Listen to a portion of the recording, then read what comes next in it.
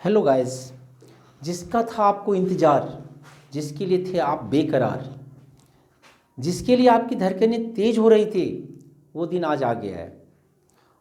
And I hope that कि आप सभी की धड़कन आज बहुत तेज होगी और आज आप बहुत अच्छे अच्छे प्लानिंग भी कर रहे होंगे।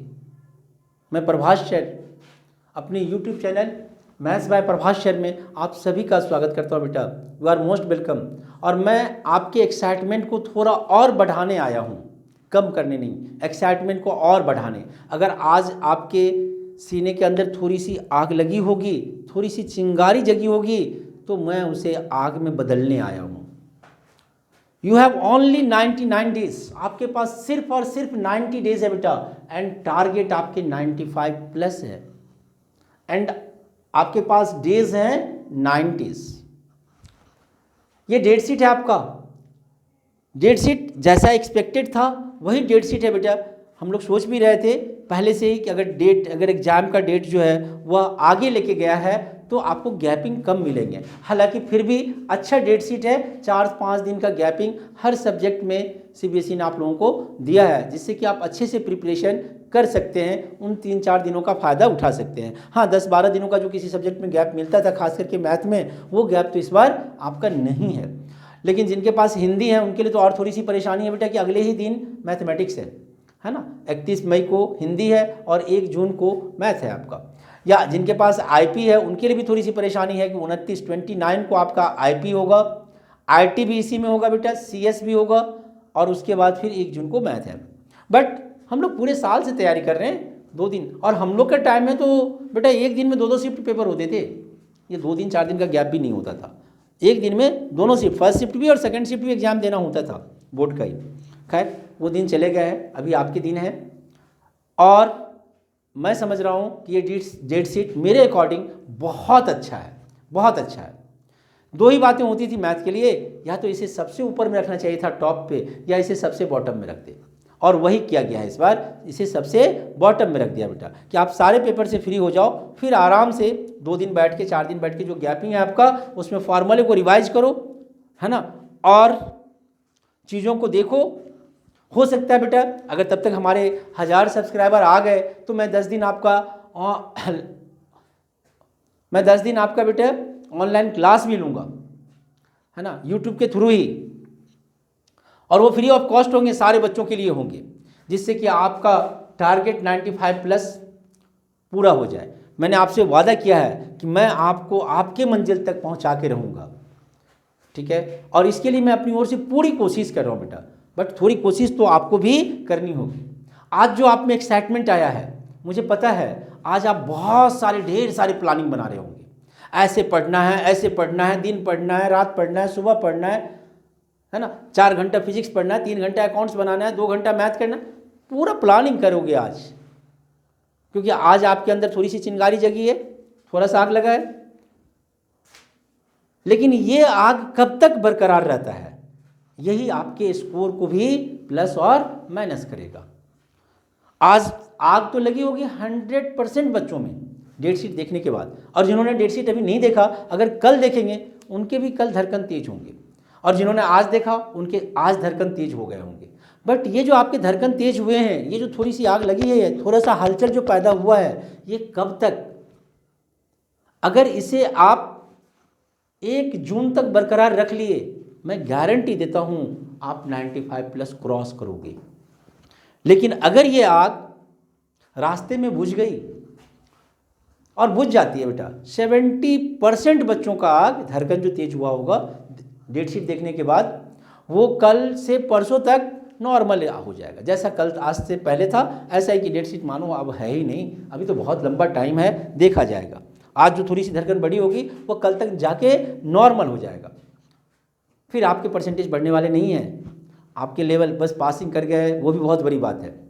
अगर 95 क्रॉस करना है तो इस धड़कन को अभी से, ये नहीं कि कल और परसों ये बुझ जाए, ये बंद हो जाए धड़कन, जैसा पहले था ऐसा हो जाए, ऐसा नहीं। इसे आपको 1 मई तक बरकरार रखने, जिस दिन तक आपके पेपर ख़त्म नहीं हो जाते उस दिन तक आपको इस धड़कन को जो तेज हुआ बेटा, इसे बना के रखने हैं, बना के रखने हैं। जब तक आपके ये नहीं बनेंगे स्कोरिंग मुश्किल होगा। नंबर 1। नंबर 2, अब बहुत सारे बच्चों को लग रहे होंगे बेटा, मैं कॉमन प्रॉब्लम की बात कर रहा हूँ, कि आपके पूरे सिलेबस कंप्लीट होंगे, आपने पूरा टॉपिक कंप्लीट कर लिया होगा, है ना, या किसी किसी के कंप्लीट होने वाले होंगे, जस्ट 1-2 चैप्टर बचे गए होंगे, बहुत सारे बच्चे रिवीजन में होंगे, लेकिन आज डेट शीट आने के बाद उनके दिमाग में लग रहा होगा, बता नहीं, मैंने तो कुछ पढ़ा ही नहीं है, पूरा साल तो मेरा बेकार चला गया, है ना। मन के हारे हार है, मन के जीते जीत, प्लीज मन से मत हारो।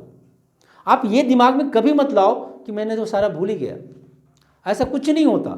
जो पढ़ा वो है आपके दिमाग में, वो अभी आप डायरेक्ट उसे निकाल नहीं पाओगे, इसीलिए आपको लग रहा है कि हम भूल गए। ठीक, अभी पेपर देने लगोगे, 1-2 क्वेश्चन बनाओगे, वो सारी चीज़ें आपको निकल के आ जाएंगी। इसीलिए अपने विश्वास को कम मत होने दो बेटा।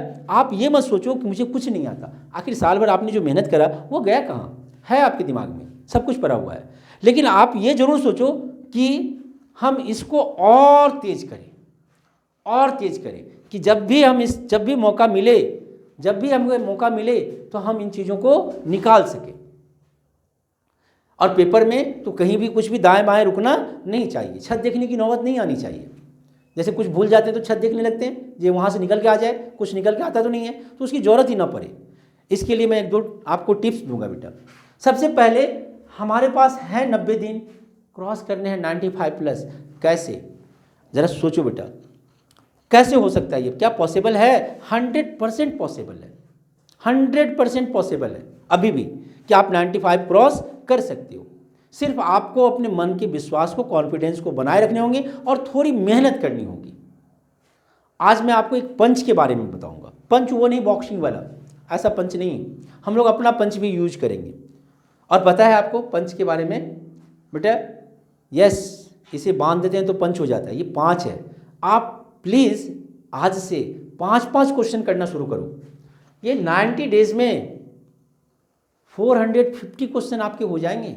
एक सब्जेक्ट में अगर आपने 450 क्वेश्चन तैयार कर रखा है तो आपको 95 क्रॉस करने से कौन रोक सकता है? जरा आप ही सोच के बताओ, नहीं रोक सकता है। आप बोलेंगे सर ये 5-5 क्वेश्चन कैसे पढ़े, कौन से चैप्टर से पढ़े, कहाँ से पढ़े? वेरी गुड, बहुत अच्छा क्वेश्चन है। मैं आपको सजेस्ट कर रहा हूँ बेटा कि सबसे पहले एनसीईआरटी की जो इम्पॉर्टेंट क्वेश्चन है, अच्छा इम्पॉर्टेंट, आपसे अच्छा तो कोई जज कर ही नहीं सकता, कोई नहीं कर सकता। इम्पॉर्टेंट जहाँ पे आप रुक जाओ, जिस क्वेश्चन में, जो क्वेश्चन में कुछ एक्स्ट्रा ट्रिक लग जाए कि सर तो तुरंत ऐसे बता दिए थे लेकिन आपके दिमाग नहीं चल रहे थे, वो सारे क्वेश्चन इंपॉर्टेंट है आपके लिए। यानी इंपॉर्टेंट आप खुद भी जज कर सकते हो। बाय द वे, मैं भी आपको इंपॉर्टेंट क्वेश्चन बताऊंगा बेटा कि एनसीईआरटी से आपको क्या करने हैं, वो अगले वीडियो में होगा। उसके बाद नंबर 2, एनसीईआरटी के बाद प्रीवियस ईयर में चले जाओ बेटा। प्रीवियस ईयर में वेटेज के अकॉर्डिंग तैयारी करो, वो वेटेज भी मैं आपको अगले वीडियोज में बताऊंगा। और क्योंकि वेटेज चेंज हो गया है बेटा, क्वेश्चन के पैटर्न चेंज हो गए हैं, ये सारा मैं अगले वीडियोज में लेके आने वाला हूँ आप लोगों के लिए। पैटर्न के बारे में भी, कहाँ से कितने नंबर के क्वेश्चन आएंगे, आपको किस चैप्टर से कैसी तैयारी करनी है। बट ये चीज़ें तो मैं सिर्फ और सिर्फ किसके लिए लेके आऊँगा बेटा? अपने सब्जेक्ट मैथमेटिक्स के लिए, यानी मैथ्स के लिए लेके आऊँगा। बाकी सब्जेक्ट में आपको कैसे प्लानिंग करने हैं वो भी मैं आपको ट्रिक दे रहा हूँ। बस यही करने आपको कि देख लेना है कि किस में वेटेज ज़्यादा है, उसमें आपको ज़्यादा टाइम देना है। ठीक है, तो आपने जैसे 90 डेज है, चैप्टर देख लिया आपने, मान लो 10 चैप्टर है, लेकिन 10 चैप्टर में 4th चैप्टर का जो वेटेज है वह 20% है, तो इसमें 20% टाइम देंगे। 10% 10 चैप्टर था तो 10% टाइम सबका होता, लेकिन इसका वेटेज 20% है तो इसमें 20% टाइम देंगे। और किसी का वेटेज अगर 5% है तो इसका मतलब उसमें 5% ही टाइम देंगे। अब 90 डेज का 20% मतलब 18 दिन होते हैं, और 90% का 5% मतलब 4.5 डेज होता है, तो सिर्फ 5 डेज कर लो या 4 डेज कर लो, कोई इतना इशू नहीं होता है। ठीक है, अगर आपने इस तरह से अपने आप को प्रिपेयर किया तो आपकी तैयारी बहुत अच्छी हो जाएगी बेटा, बहुत अच्छी तैयारी हो जाएगी, एंड आप 110% 95 क्रॉस करोगे। दूसरी बात है, जो आपका ये सबसे कॉमन क्वेश्चन होता है, सर याद करते हैं भूल जाते हैं, कैसे भूल जाते हो? मुझे नहीं पता, क्योंकि आप को रिलेट करके याद नहीं करते हो। मैंने लास्ट वीडियो में भी बताया था बेटा कि प्लीज़ एंड प्लीज़ आप को रिलेशन बैठाओ, किसी फार्मूले का कहीं और से, किसी चीज़ का किसी और से। जब ये कॉमन रिलेशन आप बैठाना शुरू करोगे ना, तो फार्मूले फिर आपको पूरी ज़िंदगी भर याद रहेंगे। पेपर तक तो छोड़ दो, ज़िंदगी में नहीं भूलोगे। लेकिन उसमें कोरिलेशन होना चाहिए कि अगर साइन ए प्लस बी का फार्मूला ये है तो साइन ए माइनस बी का क्या होगा, फिर कॉस ए प्लस बी का क्या होगा, उस पर जोर लगाओ कि भाई साइन का ये था, कॉस सर ने बताया था कॉस होता है, मैंने वीडियो बना रखा है साइन कॉस का फार्मूले का, ट्रिको फार्मूला आप लोगों को बहुत काम आने वाले हैं, है ना। तो इसीलिए वो वीडियो ज़रूर देखिएगा बेटा, मैंने कोशिश करा है कोरिलेशन बैठाने का, याद करवाने का, वो वीडियो ज़रूर देखिएगा, आपके फार्मूले में आपको हेल्प करेगा। तो फार्मूला कंप्लीट करना है, चीज़ों को देखना है। अच्छा, जहाँ तक मैंने समझा है अभी तक कि बेटा कोई भी चीज़ सुनने से ज़्यादा दिनों तक हमारे दिमाग में रहता है विथ रिस्पेक्ट टू उसे देखने से, ठीक है। और देखेंगे तो कंसंट्रेशन थोड़ा ज़्यादा करके देख के अगर सुने, है ना, सुनते हुए अगर किसी चीज़ को पिक्चराइज देखें तो वो और भी ज़्यादा, इसका मतलब है कि टॉपिक का वीडियो ज़्यादा से ज़्यादा देखने की कोशिश करो आप, तो आपके कॉन्सेप्ट क्लियर होंगे, ठीक है, किसी भी टॉपिक का। तो उन पर जो वीडियो आपके लेक्चर टीचर के या किसी और के, मैथ के लिए तो मेरा ही वीडियोज़ है काफ़ी बेटा, और फिजिक्स का है, अकाउंट्स का है, केमिस्ट्री का, आप उनका वीडियोज़ को देखिए, क्योंकि वहाँ से आप जो चीज़ें अच्छी सी चीज़ें। लेकिन एक चीज़ और भी ड्रॉबैक है, मैंने देखा है ये यूट्यूब पर बहुत सारे ऐसे चैनल है या बहुत सारे ऐसे वीडियोज़ हैं बेटा, मैं किन्हीं का क्रिटिसाइज नहीं करने जा रहा हूँ, बट हैं जिसमें कॉन्सेप्ट का तो नामो निशान नहीं है। वो पता नहीं शायद अपने व्यूज़ बढ़ाने के लिए या सब्सक्राइबर बढ़ाने के लिए बस एक एक दो चीज़ें क्वेश्चन डाल देते हैं, उससे आपका कॉन्सेप्ट नहीं बढ़िया होगा। जहाँ पर लेकिन बहुत सारे ऐसे टीचर के भी वीडियोज़ हैं जिनके बेसिक कॉन्सेप्ट बहुत अच्छे होते हैं, तो उन चीज़ों को आप पकड़ो, उनमें सेलेक्ट करो कि कौन कंसेप्ट अच्छा से दे रहा है। क्वेश्चन आपको बनाने हैं, क्वेश्चन टीचर बना के दे रहा है वो बढ़िया नहीं है, कॉन्सेप्ट कौन ज़्यादा से ज़्यादा दे रहा है, ठीक है। और उसके अकॉर्डिंग एक दो क्वेश्चन अगर एग्जाम्पलीफाई कर दिया तो और भी सोने पे सुहागा है, बाकी चीज़ें तो आपको खुद बनाने होंगे। तो प्लीज़ ऐसे वीडियोज़ को ज़्यादा से ज़्यादा देखो, जिससे कि आपके IQ लेवल में भी वृद्धि होगी बेटा, इंक्रीज करेगा, और चीज़ों को आपको समझने में भी आसानी होगी और कोरिलेट करने में भी आसानी होगी। जब भी आप चीज़ों को कोरिलेट करना सीख जाओगे, आपके नंबर ऑटोमेटिक अच्छे आएंगे और चीज़ें आपको लंबे समय तक याद भी रहेंगे। आई होप दैट बेटा कि ये वीडियो आपके लिए बहुत काम का होगा। थोड़ा सा आप किसी चीज़ें पे मत जाना, कोई कह रहा है सुबह उठ के पढ़ लो याद होगा, अब सुबह में नींद आती है, आँख ऐसे ऐसे किताब लेके मार, क्या खा के याद होगा क्या आपको? अगर रात में डे नाइट, अब लेट नाइट तक पढ़ने की आदत है तो लेट नाइट तक पढ़ो, है ना। और मैं आपके पेरेंट्स से भी, उनको भी मेरी ये वीडियो दिखा दीजिएगा बेटा, मैं उनसे रिक्वेस्ट करता हूँ कि जो अभी हैबिट बच्चे के बन गए हैं, आप प्लीज़ एंड प्लीज़ एग्जाम के बाद हैबिट को चेंज करने की कोशिश कीजिएगा। लेकिन अभी जो उनके हैबिट बन गए हैं, अगर वो लेट नाइट तक पढ़ना चाहते हैं तो उन्हें लेट नाइट तक पढ़ने दीजिए। किसी को मॉर्निंग में उठ के पढ़ना अच्छा लग रहा है, उसे मॉर्निंग में पढ़ने दीजिए। मतलब बच्चा जिस टाइम में अपने आप को रिलैक्स महसूस कर रहा है पढ़ने में, उस टाइम में उसका हेल्प कीजिए और उनको उस टाइम में ये कीजिए, प्रेस कीजिए बेटा कि और थोड़ा देर पढ़ लो, है ना। न कि आप अपना टाइम टेबल बना के दीजिए कि नहीं सुबह 4 बजे उठने हैं, 5 बजे। अब 4 बजे बच्चे उठ गए और किताब लेके वो नींद आ रही है, वो ऐसे ऐसे किताब मार रहा है, वो क्या खा के याद करेगा, जरा सोचिए आप ही। तो वो उठना और ना उठना सब बराबर है, बेकार है, टाइम वेस्टिंग है।